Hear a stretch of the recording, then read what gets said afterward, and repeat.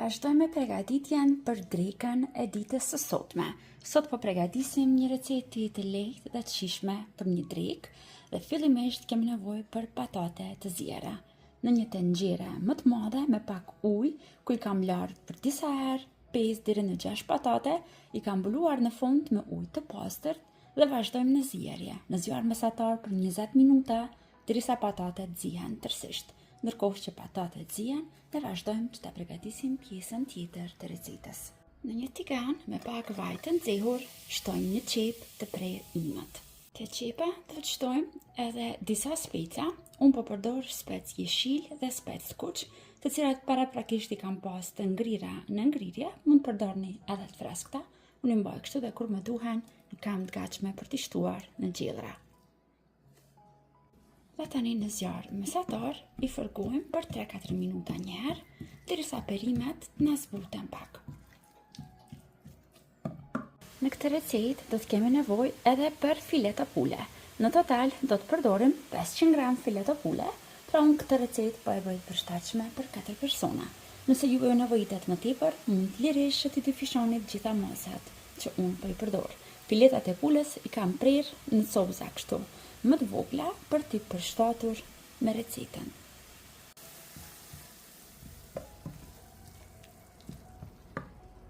Sa po të vrejmë që perimet janë zbutur pak, vazhdojmë që brenda t'i shtojmë filetot e pulës. Pasi shtojmë edhe filetot e pulës në tenxhere, vazhdojmë tani në zjarr mesatar që t'i fërgojmë edhe për 4 deri në 5 minuta tjera, derisa filetat e pulës të marrin një ngjyrë më të bukur. Tani që janë fërguar për disa minuta, vazhdojmë që brenda të shtojmë një herë një lugë të mesme me kryp. Një lugë të mesme me piper të kuq, pak piper të zi dhe pak hudër në pluhur.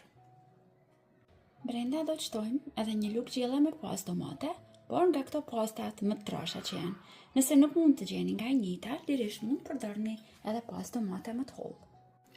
Përzihem mirë tani dhe mbushjen e kësaj dreke e kemi gati. Presim edhe pak që patatet të na zihen dhe të vazhdojmë të rendisim pastaj në tepsi. Tani patatet që janë zier, i kullojmë nga uji i tepërt. Edhe me shtypse të thjeshtë.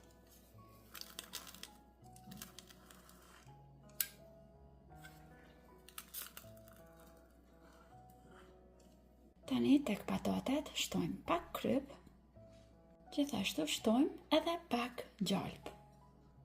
Dhe sa janë bardhë të nxehta patatet, përziejmë mirë derisa gjalpi të shkrihet tërësisht.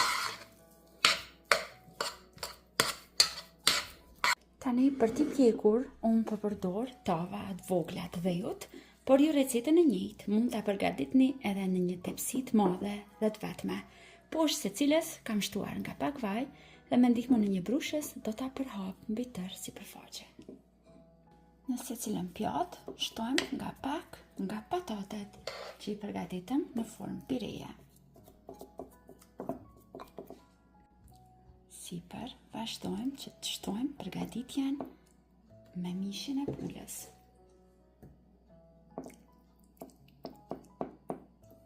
Dhe për t'i bërë edhe më të shijshme, do të vazhdojmë që sipër t'ju shtojmë kashkavall të bërë në rende. Kashkavall mund t'i shtoni sipas shijeve të juaja, aq sa keni dëshirë. Unë do t'i mbuloj mirë sipër, sepse kështu më pëlqen më shumë. Dhe gjithçka që ka mbetur tani është që t'i fusim në furrë. Furra duhet jetë e parangrohur mirë në 250 gradë dhe lejojmë që në furrë të pjekjen vetëm për 10 minuta derisa kashkavalli sipër të shkrihet.